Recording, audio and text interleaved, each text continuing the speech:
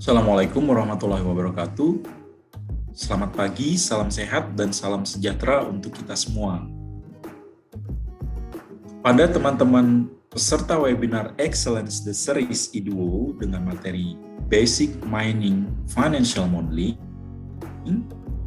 sampai hari ini teman-teman sudah menyelesaikan training Financial Modeling, yang mana kita harapkan teman-teman akan bisa mulai membuat template financial modeling sendiri.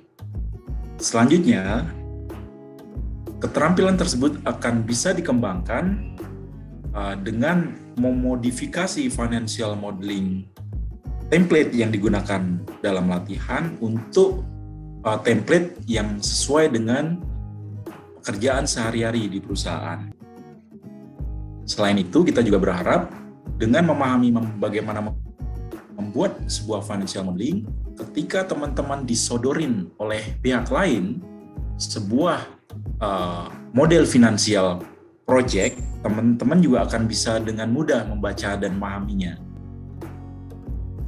Untuk meningkatkan keterampilan teman-teman dalam membuat template financial modeling, hari ini kita akan berikan sedikit challenge berupa study case sederhana yang diambil dari proyek tambang batubara.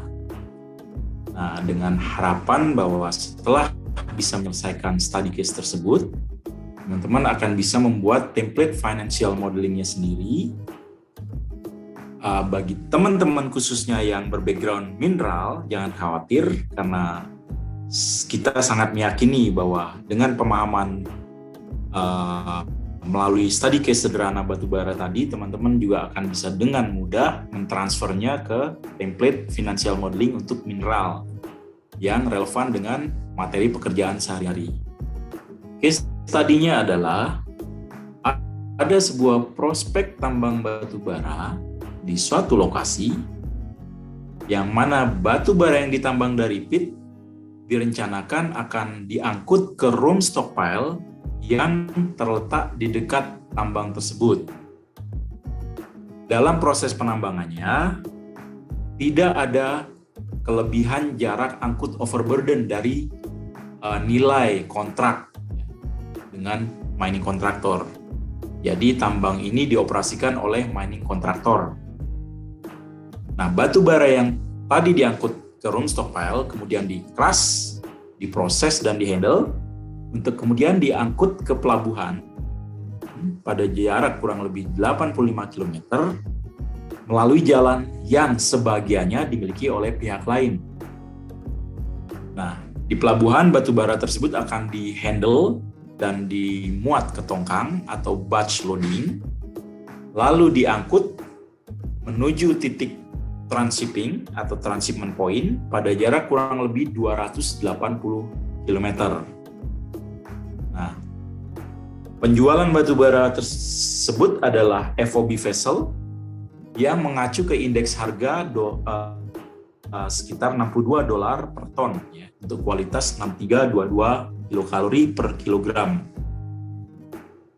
Informasi lainnya adalah terkait dengan asumsi biaya produksi tambang, yang mana mohon dicatat bahwa biaya-biaya terkait yang nanti akan saya sebutkan itu belum termasuk pajak pertambahan nilai atau PPN di dalamnya. Dimulai dari pemindahan overburden pada jarak maksimum 1 km, sudah termasuk land clearing, topsoiling, dan drilling blasting sebesar $2,1 BCM. Dan asumsi biaya kelebihan jarak angkut OB atau over haulage distance charge bila ada sebesar $0,45 per BCM kilometer. Biaya penambangan batubara atau coal getting yang sudah di dalamnya termasuk pengangkutan ke room stockpile sebesar $1,5 ton. Biaya dewatering sebesar $0,4 per ton. Pengolahan, pemrosesan, serta penanganan batubara atau coal crushing and processing di room stockpile sebesar $1,15 per ton. Biaya angkut batubara atau coal hauling ke port sebesar $0,1 ton kilometer. ada fee penggunaan jalan angkut milik pihak lain sebesar $6 per ton. Lalu ada pemuatan batu bara ke tongkang sebesar $1,4 per ton. Pengangkutan batu bara dengan tongkang sebesar $0,02 per ton kilometer. Lalu biaya pemindahan batu bara dari tongkang ke vessel sebesar $1,8 per ton. Di situ ada surveyor independen, baik itu untuk di stokar maupun di batch sebesar $0,2 per ton. Biaya administrasi dan overhead sebesar $1 per ton. Biaya rehabilitasi lingkungan $0,3 per ton. Biaya community development atau CSR sebesar $0,5 per ton. Ada komisi marketing untuk penjualan sebesar $0,5 per ton. Serta biaya royalti pemerintah sebesar 7% dari harga jual. Oke. Informasi selanjutnya adalah terkait dengan asumsi pengeluaran kapital untuk proyek tersebut.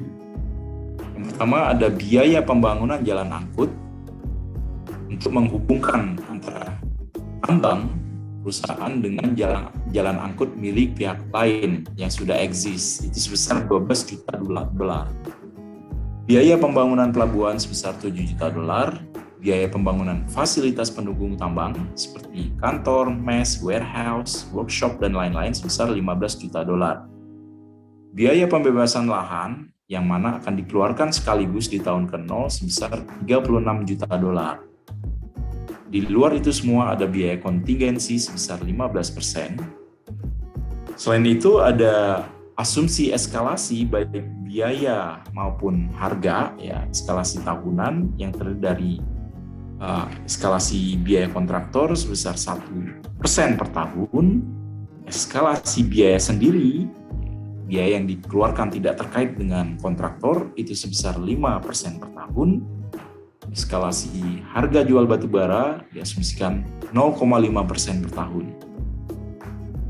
Selain itu ada asumsi WACC project sebesar 12%, pajak perusahaan 25%, dan keterangan lainnya adalah tidak ada nilai sisa atau salvage value di akhir umur proyek. Salah satu input yang fundamental untuk financial modeling adalah long physical schedule quantity dan quality dari tambang batubara kita. Nah, di situ diasumsikan bahwa umur tambang akan berlangsung selama 7 tahun, ya, dari 2021 hingga 2027.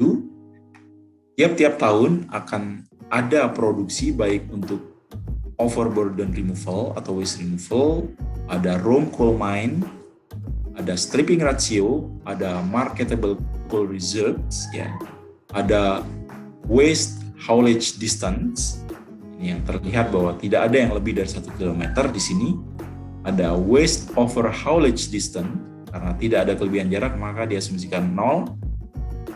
Full haulage distance dari pit ke port itu diasumsikan konstan selama umur tambang sepanjang 85 km. Schedule quantity itu relatif sama, katakanlah ya, dari tahun ke tahun produksi. Untuk produk GAR-nya adalah 6.410 kilokalori per kilogram.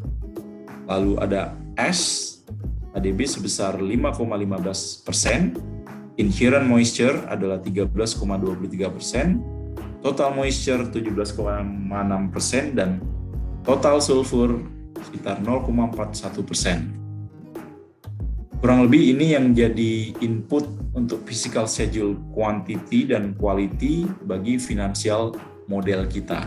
Tantangannya adalah, pertama, buat template financial model dari proyek tambang batubara tersebut. Yang kedua, dengan template itu tadi, tentukan NPV, IRR, dan payback period project. Oke, demikian dan selamat mencoba pada teman-teman semua. Apabila ada hal-hal yang perlu didiskusikan, bisa menghubungi kami di sini